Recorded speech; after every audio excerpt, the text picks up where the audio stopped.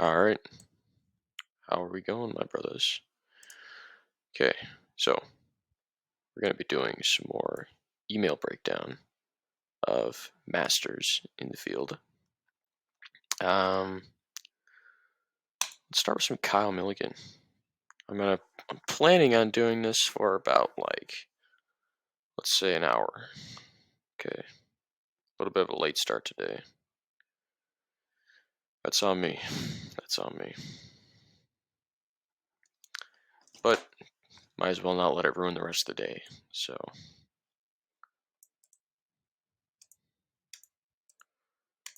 there's that. And the headline was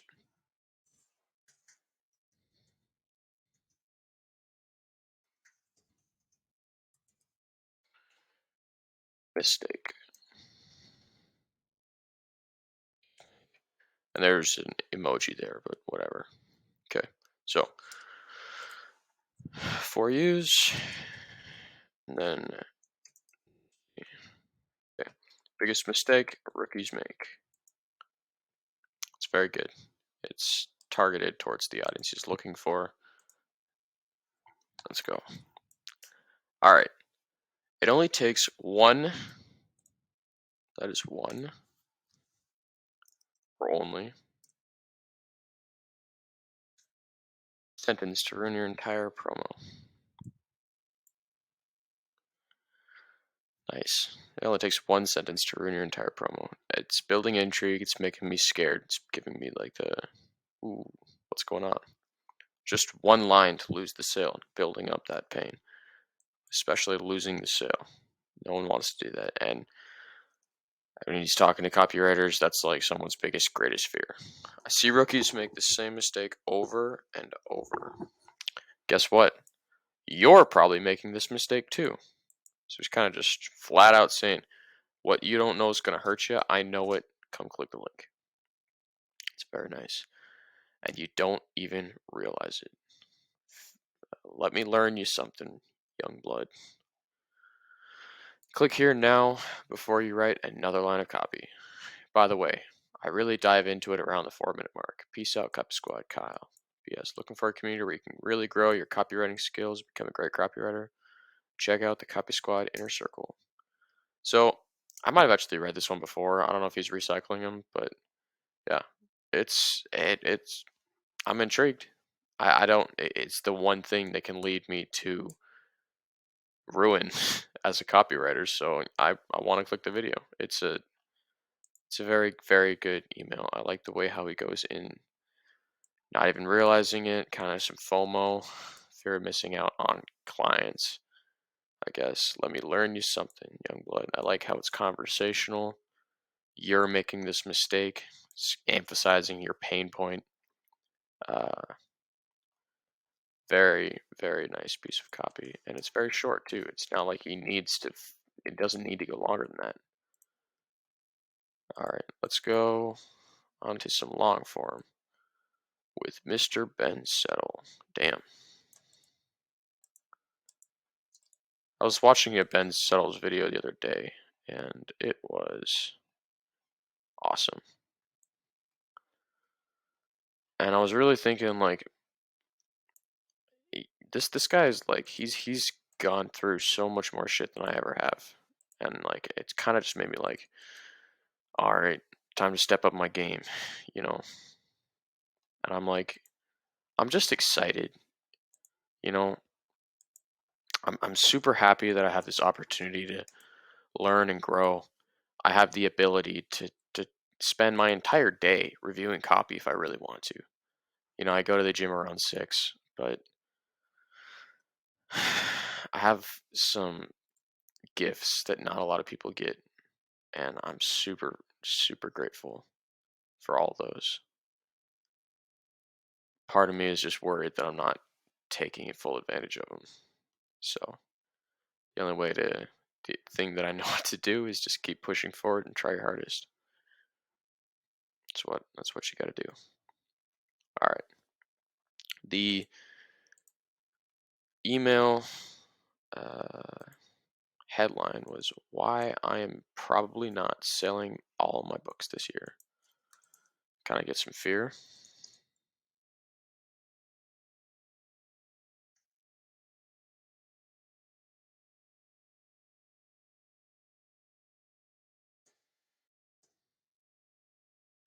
Okay. Oh, he's probably not gonna sell his books this year. So that's automatically you're like, whoa, kind of creating some urgency, maybe some scarcity along the information that he has because he's known for having really good shit, very, very condensed into like this little itty bitty piece of just fucking gold that he'll give you. So I'm getting some FOMO myself. I don't want to miss out. I wanted to know if you could send me information on all the courses and books that you have available right now to see which ones interest me the most at the moment. This was the question. Someone is questioning him. I want to know if you could send me the information on all the courses and books that you have available right now to see which ones interest me at most at the moment. I think you also have a membership that includes a book. Thank you. Here's the thing. Sometime last year, I decided that this year I will experiment with not selling all my books on my list, to my list, just my email player subscribers. Specifically, I mean the big, expensive ones. Except that's kind of like that influence tactic. If something's more expensive, then a lot of people believe that it's better, and it makes them value it more. So this would be a cool and interesting experiment. I'd be curious to see how it goes. Except it's a launch. I mean, it's a big expensive one. Except it's a launch or something other, or some other extenuating circumstance, like my upcoming tome about the visual and design side of marketing and business. I might change my tune on this before the year's end. It's still early in the experiment, but for now, here's the reason. Over the last few years, so he's building intrigue on why he's not going to sell everything, not going to sell all his information books that he's planning on. Over the last few years, it's become abundantly clear to me that one, most of my book sales, usually 90% of the profit, come from my email player subscribers anyway. Two, those who are not email players subscribers who couldn't hack it as subscribers or quit because they did not find enough value in it for their bad selves are not qualified to use the info in my books anyway. I don't want them wasting their money. So he's kind of like selectively, uh, he's picking who he wants to read this email. He's picking who he wants to get to the thing. He's putting you in a position where you're like, well, I'm on the players list and I can hack it, so maybe I should buy this. Or I'm not on it and maybe I'm not good enough. I don't know. He's putting you in like this fear almost. And it's driving like, okay, I have to get on the email players list and then I have to get his information that he's selling because it's important. It's going to make me have better sales. It's going to make me better copywriter marketing. And I don't want them wasting their money. Very few do anything with the info. And most simply, don't have the right attitude to properly use them. More, there is also a practical reason for this.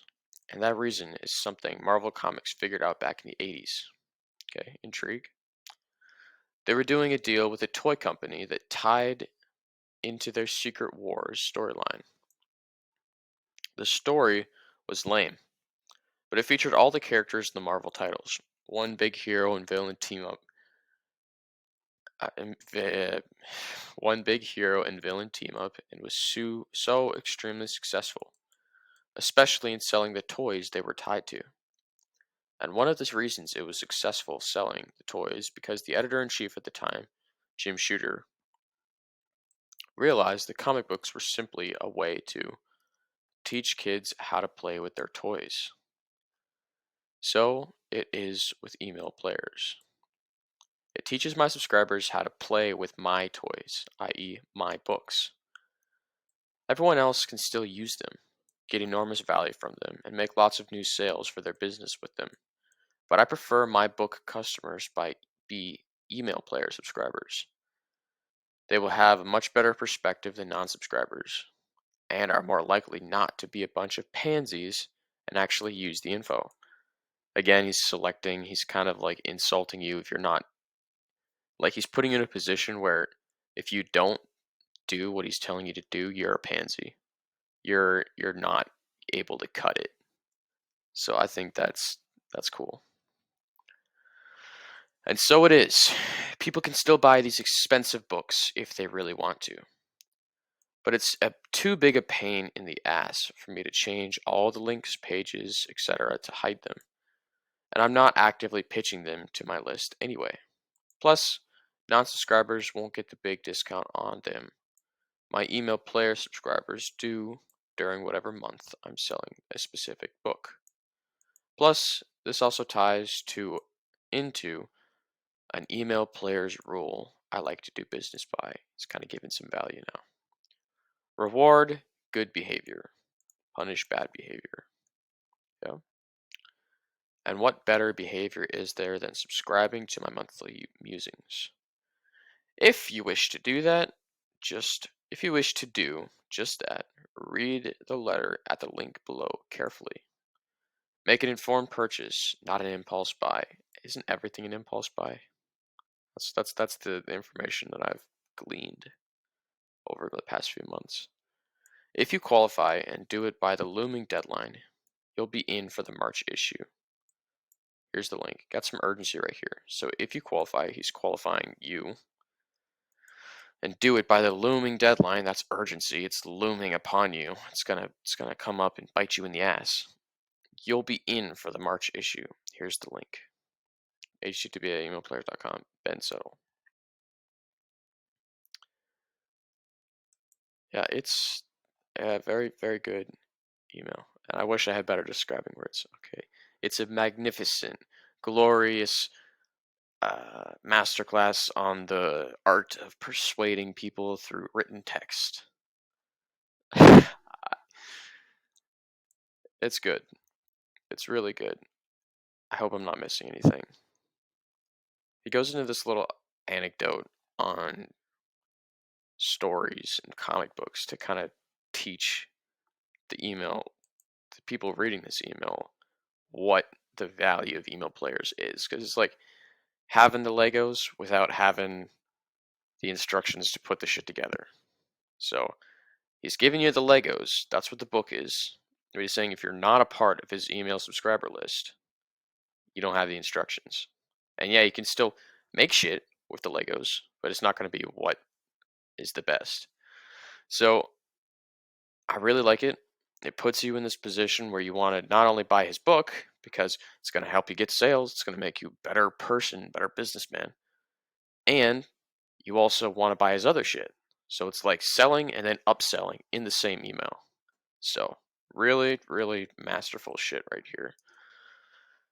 I gotta say, I'm impressed. I mean, I should be. This guy's a fucking G. He's a GGG. Alright. Maybe I should do some Andrew Tate. What's the last one that I haven't read? Okay, I'll do the Justin Waller one. I haven't reviewed any Justin Waller recently.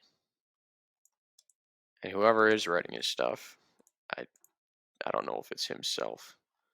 It's all messed up. Here, let me do this again. I'll go into here. Full screen. Copy. Small screen. Over here. Command V.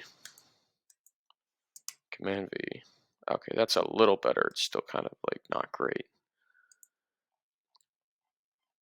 Jesus.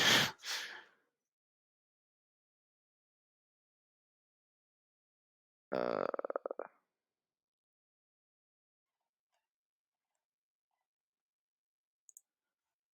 you know what? We're just gonna make do. we're gonna fix it. It's how to boost your mental fortitude.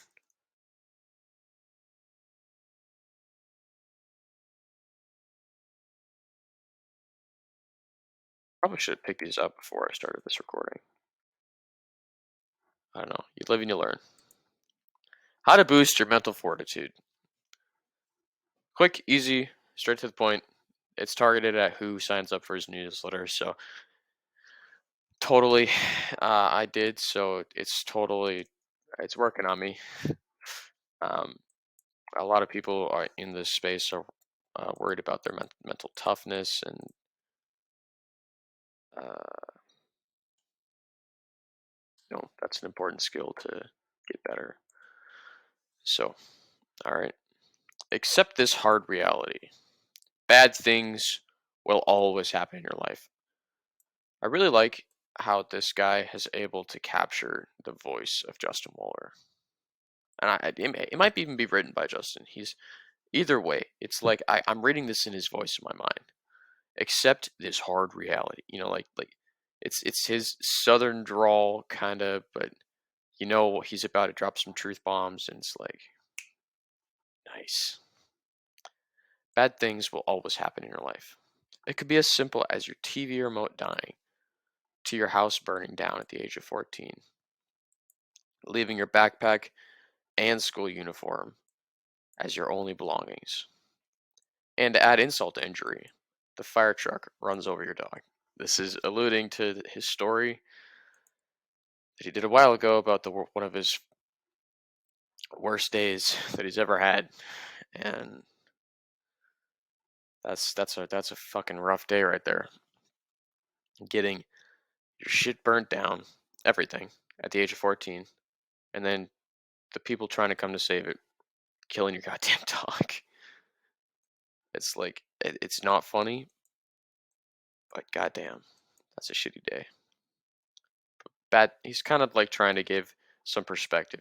Shit can get really fucking bad. However, no matter the magnitude of the problem, this one trick, so it's the one thing that will save you, the one massive piece of hope, the new thing that is gonna actually solve your problems that he's gonna tell you. This one trick will help you push through and find the light at the end of the tunnel. It's pretty simple. So that's easy. You are the hero of your life. Well, that's fucking true. No one's gonna come to fucking save me. And that's awesome. Because when I reached the top of the mountain, who got me there? I did. So that's fucking awesome. The hero, and also that targeting is like perfect for me, especially because that's who it's written to. The hero who at one point had nothing but had to overcome everything. This perspective on life is a game changer. Game changer, that's new. The hero at one point who had nothing, that's the pain point. Overcame everything. That's your dream state. What did I just do? Anyway. Because every time you are faced with the impossible, you will feel exhilarated. The development arc of your journey has begun because you are the hero. You will prosper. More dream state. The developing. It's like in Fight Club. He's like you're a space monkey getting loaded into a rocket ship, getting about to get ready to shoot up into space, and that's exciting. No matter what happens, that's a guarantee. Now that we have established you as the hero, you're still missing one more thing: guidance. Yeah, like at the beginning of the karate movie when there's the guy who's kind of all over the place, but he finds his master, his sensei, and he gets trained up in the arts, and then at the end of the movie he lays down an ass whooping on the guy who beat the shit out of him before. He's putting you in this position where your pain is I shouldn't move it, I'll keep it there. Your pain is solved by his guidance. You know that you want to be the hero. He's putting you in the spot where you're like on this journey and you want guidance, you want to grow. I know I'm kind of just reiterating exactly what he just said, but it's good. A hero's journey is meant to be difficult, but not the extent it breaks you. You need someone to show you a path worth taking. Give me your hand, and I'll show you the way. Click here to unlock the paths to freedom and begin your hero's journey. You've got this, man. Jwaller. P.S. This email landed in your spam/promotions folder. I'd appreciate it if you move this email into your primary inbox. Thank you. Yeah, when you put links and shit, it tends to end up in your spam folder. It's a little bit of a nugget that I learned today. I hate that there's this like empty page in between, but I'm just email pasting and copying over from my Apple ID email box, so it's going to be a little bit. All right, Ben Settle, Dean Graziosi, Wix. All right, let's do some Andrew Tate. Why not? Well, really, I don't know if you can see this or not, but I'll just do it from here since it's really small. Your life is in danger, and I always end up reading these in his voice because it's kind of hard to not. It's like he captures it beautifully. This is some danger. Danger is always good to grab your attention. It piqued my eye. I mean, it grabbed my eye, I guess. You've been kidnapped. You get the word that Tate and the War Room are trying to save you. Would you have faith? Reply yes or no. Tell me the reason why. Trust in Tate, aka Mr. Plenty. So with this, he's kind of trying to give you, like, he's putting you in that mental position where you think, okay, if you're actually in this position and you knew that a group of multimillionaires and a four-time champion world champion kickboxer, self-made multimillionaire, casino owning, Bugatti Chiron driving James Bond is coming to save you, would you have faith? And it's like you probably would. I mean, I think I would. But I would also try to like save myself because in the reality of shit, no one's coming to fucking save you. No one cares. Learn to self-save. That's, as a man, it's awesome. It's awesome that you have the ability, you have the chance to save yourself. Because no one fucking cares. No one cares about you. And that's a good thing. Okay, let's do another one. Hi, Canada. And this is him alluding to exactly what he said a while ago. How the government is going to take away your freedom. It's going to put you in camps. It's going to freeze your bank accounts. It's going to make you not be able to work. It's going to stop you from getting groceries. And eventually, all of your freedom is going to leave you. And my oh my, is it hard to say he was wrong. Here is his message to Canada. Hello, Canadians. Remember me? Tate, the one who kept telling you to get multiple residencies and passports for over 3 years now? Yeah, hi. You do know if you had an American residency, you'd be able to cross the border by land without a vaccine passport. I know most of you don't actually follow what I say. You nod and agree that it's a good idea, but your lazy ass doesn't actually go out and do it. You don't actually listen. your arrogant, unbacked, undeserved arrogance. Your arrogant, unbacked, undeserved arrogance. You were too good to listen to your superior. You were too good to listen to advice from your superior. I know more than you, but you refuse to obey. Arrogant. That's why you're now trapped in Canada unless you get a medical procedure you don't want to have. And if you protest and try to get the law changed, they freeze your and your family's Canadian bank accounts. I also told you to get banks abroad, didn't I? You can see in the video of me telling you this before Corona, right? Here. Imagine you actually listened to me all those years ago. Imagine how far ahead you and your family would be. And I'm telling you, listen to me now, and you will be extremely far ahead of everyone else in the future. You are running out of time. Will you actually listen so you can win? Do you want to be future proofed? This is your call. This is what you must do. Join the war room. Further instructions await inside.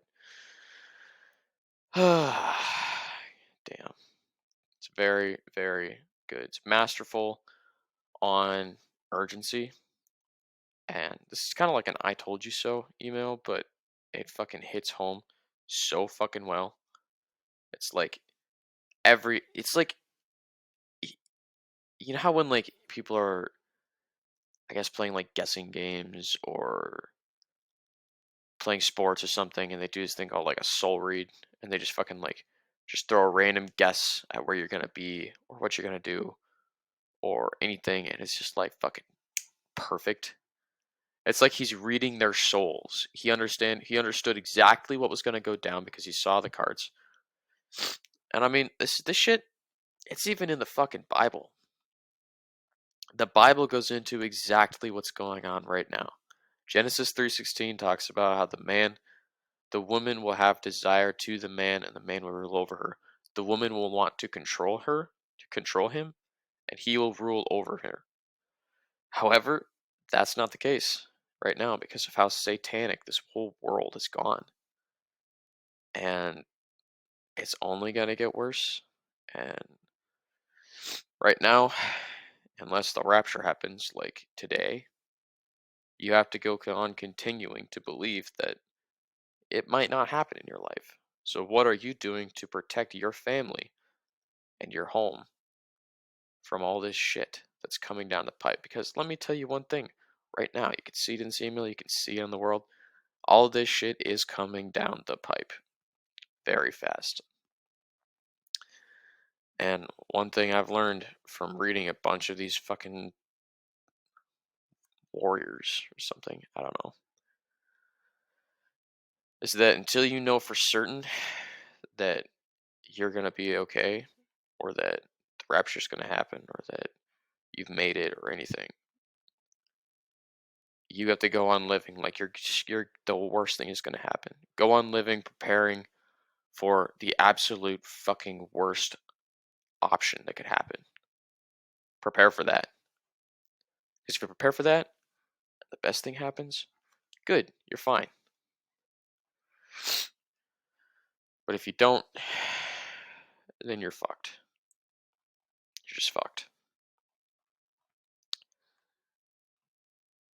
Sorry that this is kind of a Debbie Downer right now, but that's kind of how it goes sometimes. Where is my Gary Halbert letter? I kind of want to read some of that. Did it delete? Don't tell me it deleted it.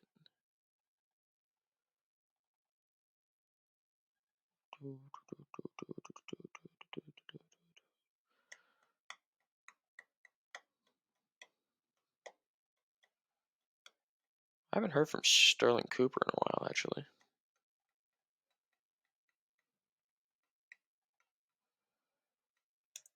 Alright, Gary Halbert letter. Gary Halbert letter.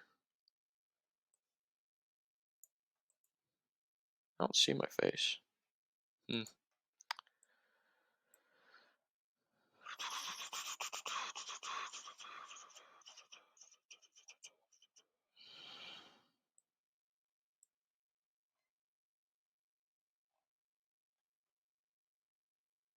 All right.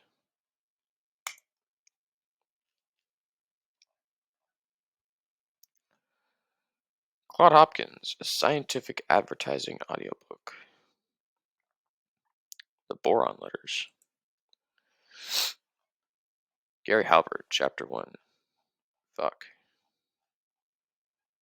I remember he posted something a while ago.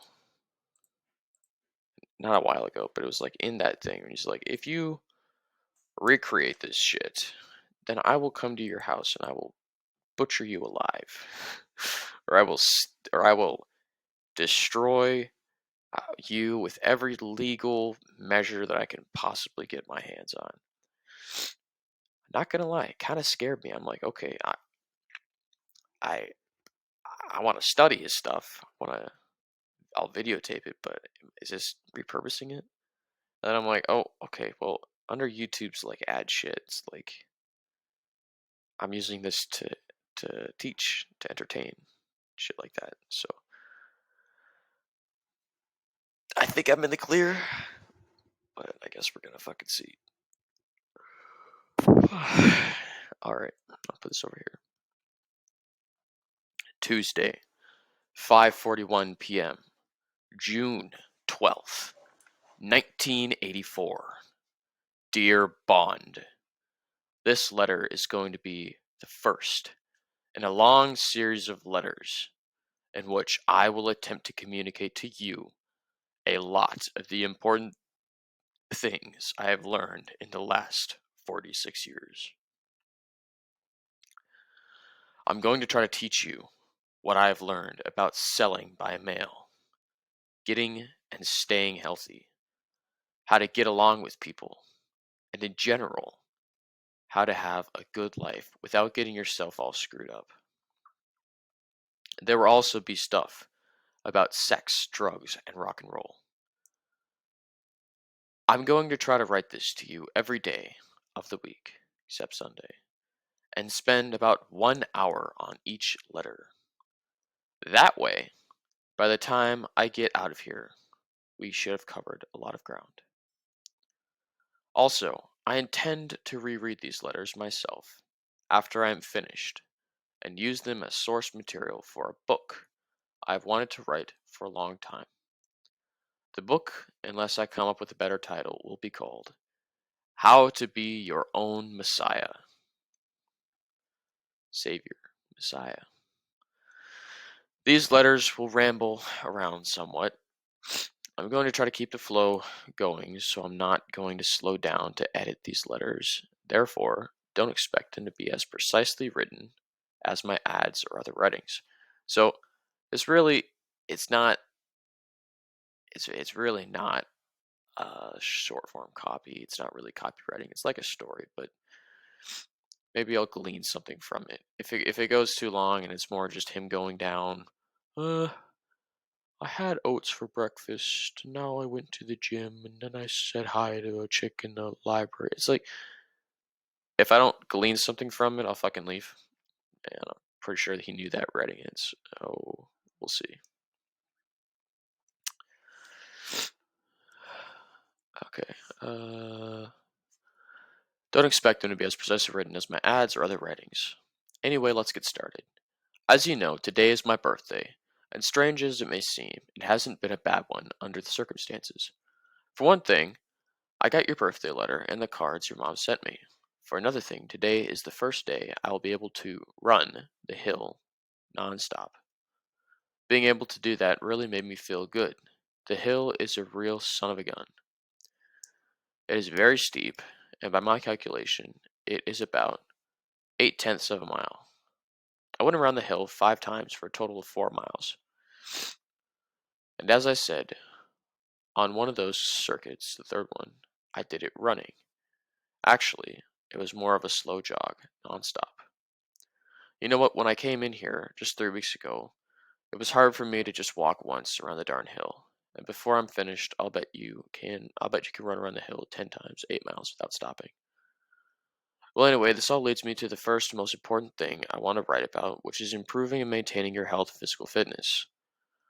I'll have a lot more to say about this subject later, but today I just want to warm up a little bit, tell you a few good ideas that you can start using every day. The first thing I want to talk about is road work. Road work is walking, jogging, running, and in my opinion, you shouldn't do you should do about 1 hour of road work every day of the week except Sunday. I believe the best time to do your road work is right after you get out of bed. In fact, in my opinion, the best groove to get into is get out of bed early, wash your face, brush your teeth, use the bathroom, etc. Then eat a piece of fruit. I think a banana is the best, and then hit the street. That's it. Just get out that front door and start moving.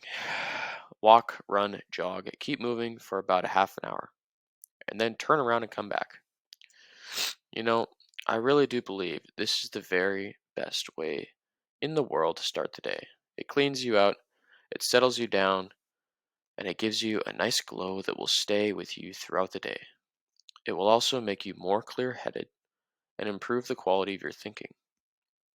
The benefits are enormous, and believe me, if you start doing this right away, like the day after you get this letter, it won't be long till you become positively addicted to your early morning workout.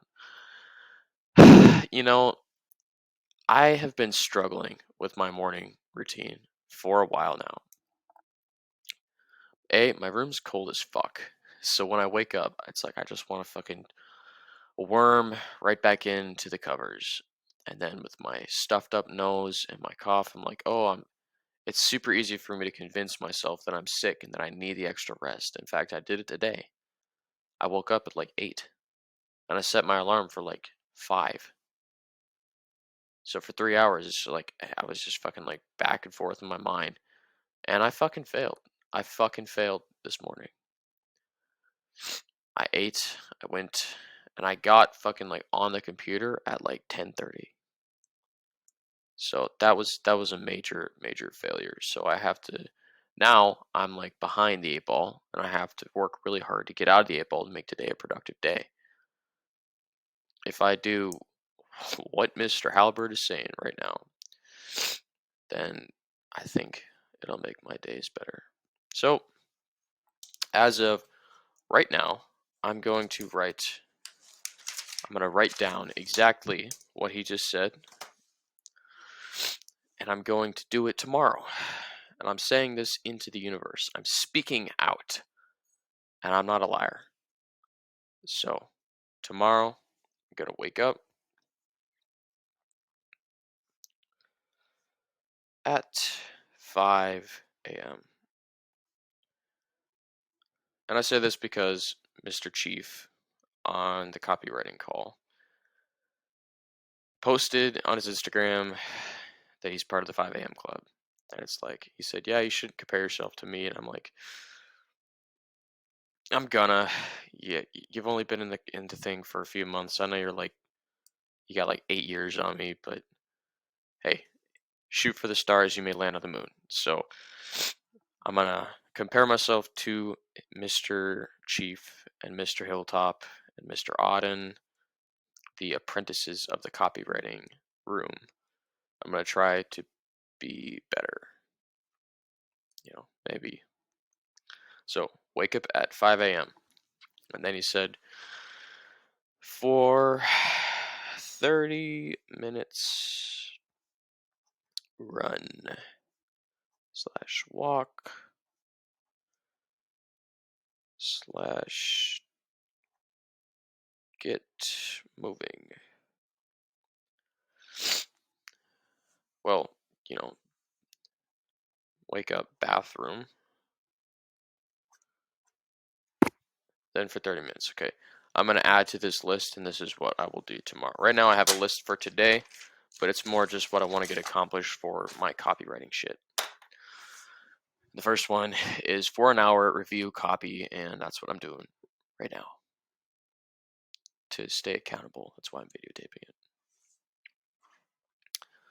Okay, blah, blah, blah, to become positively addicted to your morning workout. By the way, this addiction is not just psychological. It's a real honest to God drug addiction. I know. I exercise every day. But don't let that scare you. This is what's known as a positive addiction. A positive addiction is simply being addicted to something like exercise that improves the quality of your life.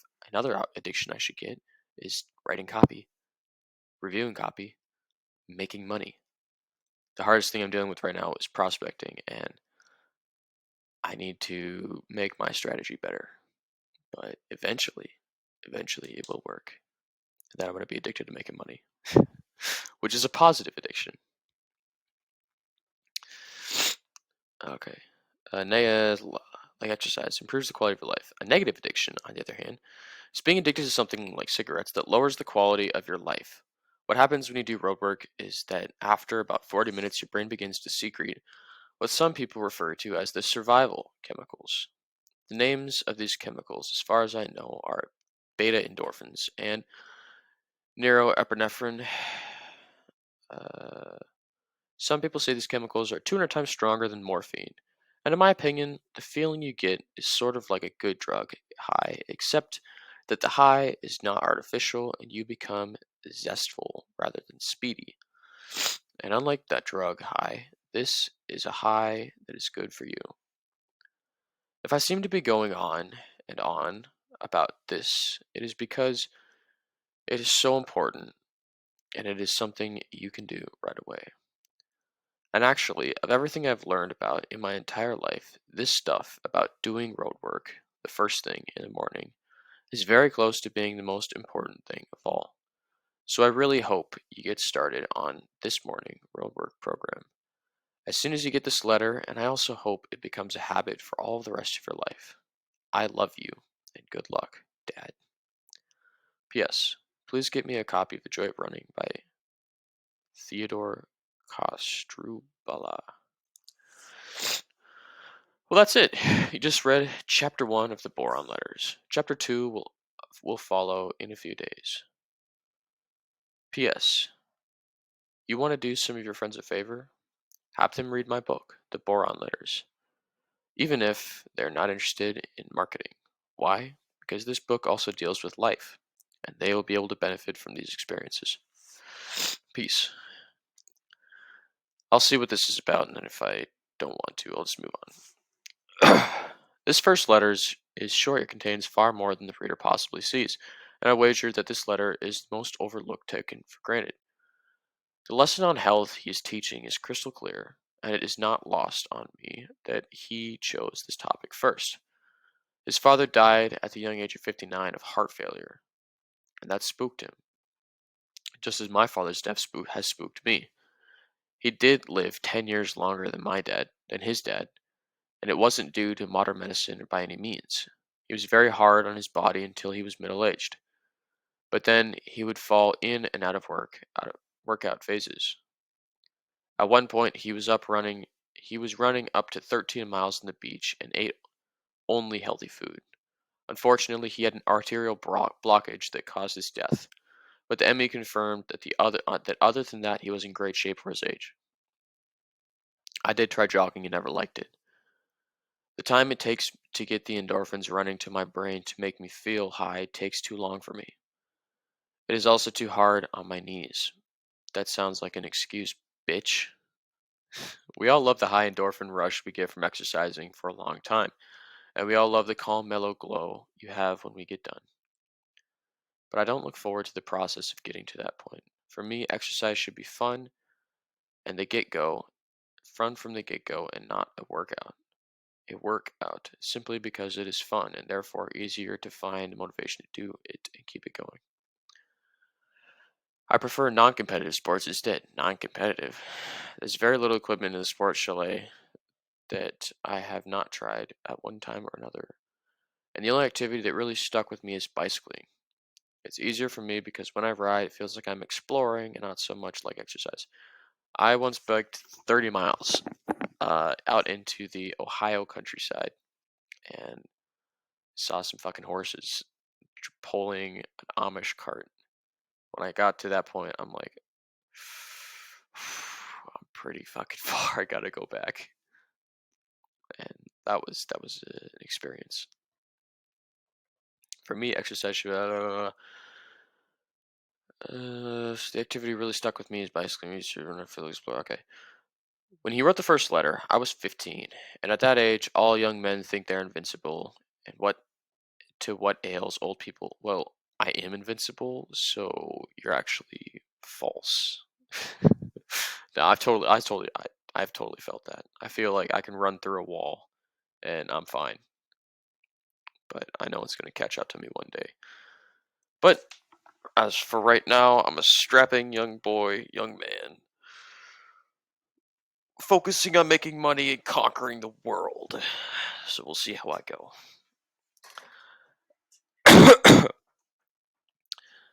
I knew I would have to take better care of myself, but I thought it was something for later in life. It reminds me of a line in a song on the Faces album. I wish I knew what I know now when I was younger. I've heard that a lot. So what I try to do, I'm kind of a proponent of like not really self improvement, but like self growth and internalizing lessons that everyone says, I wish I knew this when I was younger.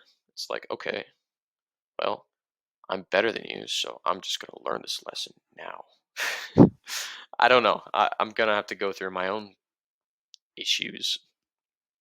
Like, I do shit way too hard, and then I fuck it up for like years until actually I slow down and actually try to figure it out. Then I learn it, but it's like it takes time, and that's one of the issues I deal with. Other stuff that I can try to learn is easier. It's better. It's like, okay, I'm gonna learn this from you. Anyway, okay. In fact, that song also reminds me of my pop. I imagine him telling my son about women's ways, and then me correcting him. Anyway, there's a lesson he did outright express in the first part of this letter. Uh, when he talks about how when he first got there, it was hard to just walk around the hill. Very soon he was running up it.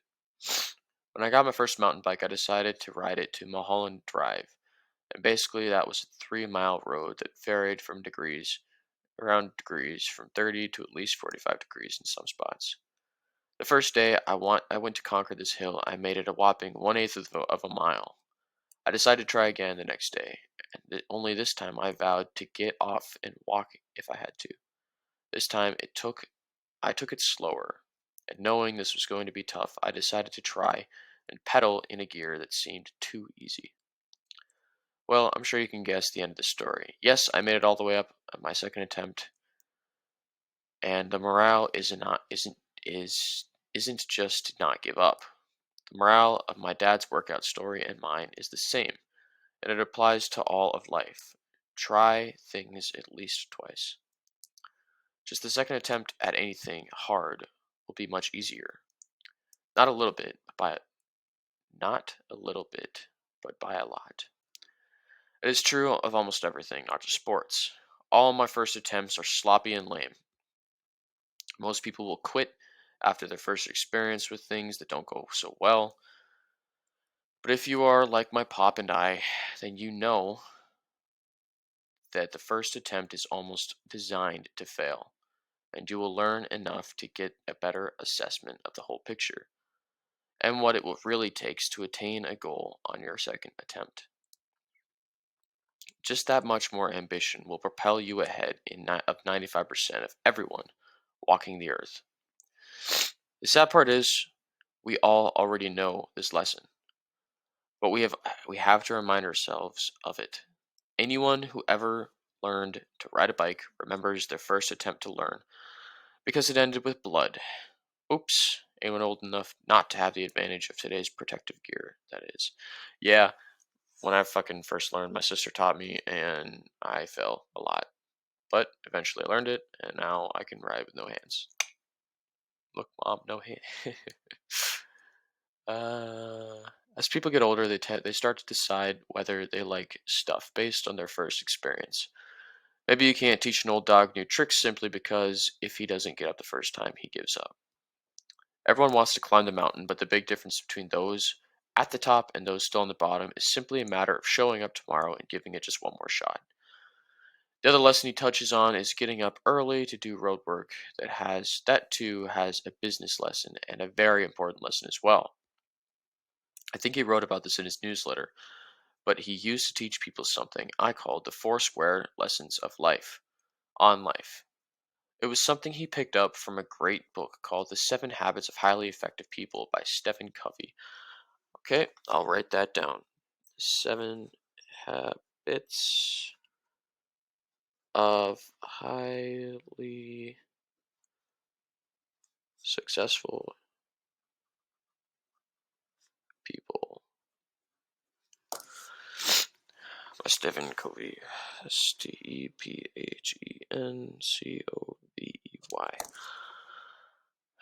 It is a great lesson that relates to the one in the story. The lesson is this: everything you do can be categorized as either important or not important. Everything you do can be categorized as urgent or not urgent. To make it easy to explain, we will use this four square box: urgent, not urgent, important, not urgent, not important. As you can see, the chart is divided into fourths or quartiles, which is what the Q is for. Basically, things found in Q1 are urgent and important and would be things like getting a broken arm fixed. Things that are not urgent but not important would be things that are urgent but not important would be things like getting to the toy store before it closes. We all decide what is important to each of us, but for the most part, what is important but not urgent are such things like working out or getting a prostate exam. The final category is hardly worth mentioning because it's neither urgent nor important, and has things like reading a classic novel. You do them if you want to, but if not, it doesn't matter at all. We all spend much of our day taking care of what falls into Q1, then Q3. Later, if there is time left over, depending on our mood, we will relax and do things that would fall into Q4. Maybe even take time to do some things in Q2. Winners in life and successful people spend a lot more time doing things that fall into Q2 than most people. If you take the time to think about it, everything you do in quarter 2 helps avoid having to do so much in Q1. If you spend a lot of time working out, you should spend less time at the doctor's office. If you take care of things that are important before they become urgent, then the only important things then the only things that become urgent will be beyond your control or unimportant. At the end of this letter, he talks about getting it done early because he knows that it is something that falls into Q2. The point is, we all have to deal with what is important and urgent. However, early in the morning is the only time most of us can avoid dealing out with regular chores long enough to take care of things categorized in quarter 2. Once the world wakes up and the email messages, text messages, phone calls start, your time will quickly get consumed with things that are urgent. The rule is the same for business. Take care of the things first, of important things first and early, before you lose the chance. If you have a marketing campaign to test, the earlier the better. If you are writing copy for an ad, do it early before the phone starts ringing. If I had to guess, I'd say 90% of all successful people get up early, and most of the other 10% stay up late for the same reason. While everyone sleeps or watches the boob tube, they can get stuff done without being interrupted. The boob tube. That's funny. Click here to view our newsletter archive. Click here if you want to be on my newsletter announcement list. Let me see if there's any more. Boron letters. The secrets of the water ad. The advantage. Free sample. Buy Halbert stuff. Unpublished Gary Halbert letters. Separating world-class copywriters from lesser brethren. So that's all audio. The Halbert Copywriting Method, Part 3. Click here to sign in or sign up for free additional content. It's absolutely free. Really? Well, he said it was free. Alright, well, maybe I'll do that later. Why you must eliminate the human deadwood from your life. What's that? Gary Halbert's famous personal ad. Let me see the famous personal ad. The Gary Halbert letter from 2351 statute from 2351 Statute Mills northwest of Jewfish Creek. Dear friend and subscriber, today is the big guy's birthday, June 12th. And if we can, we usually try to do something for him. And his fans, he paid a lot of attention to his Alexa rating.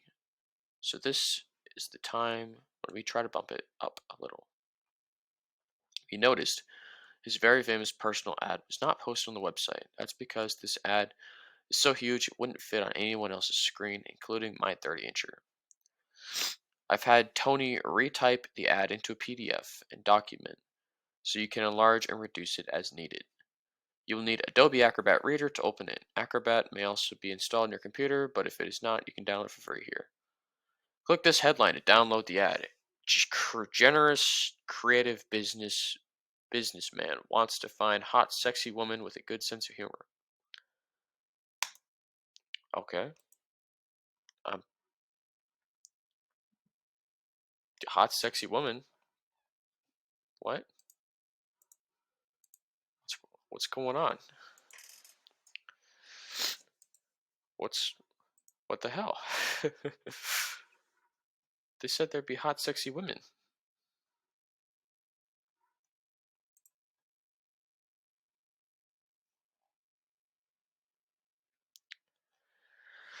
All right. Well, oh, we're good. We found it. Awesome. Generous, creative businessman wants to find a hot, sexy woman with a good sense of humor. All right. Well, he said he was generous and creative, so I'm genuinely excited. Are you the soft, sexy, exciting lady who would like to have a taste of part-time paradise? If so, read on. No, I'm not, but I'm going to read on anyway. My name is Gary. I'm looking for a special woman who would like to share a few small but exciting adventures with me, who wants to enjoy a part-time slice of the good life. Are you that woman? Maybe, maybe not. The first thing it depends on is me. You see, if I'm not your kind of guy, then what I have to offer may not be your idea of how life should be lived. So let's start with me. Here's what I like. Here's what my life is like. First of all, I'm an early riser. I usually get up around 6 a.m., eat a piece of fruit, and drink a cup of coffee. And then on most days, by 6:30, I'm jogging around Lake Hollywood. How far I run depends on how good I feel. It's never less than 3 miles and seldom more than 7. When I'm finished, I get into my car and drive to a place I call the House of Pain. Actually, it's the sign outside. Actually, the sign outside says Vince's Gym, where a Stone Age sadist who masquerades as a fitness instructor forces me dumbbells, barbells, and other fiendish contraptions in ways my body was not designed. I like his wording. Masquerades, sadist, House of Pain. Very, very good information. Good descriptive words. Whatever. After about an hour of this, I travel to yet another establishment where I give my tired, hurting body a chance to recover while I rest upon a UVA suntan bed and listen to soothing music, usually Rod Stewart or Jimmy Buffett, on a pair of stereo headphones. All right, I'm writing those down.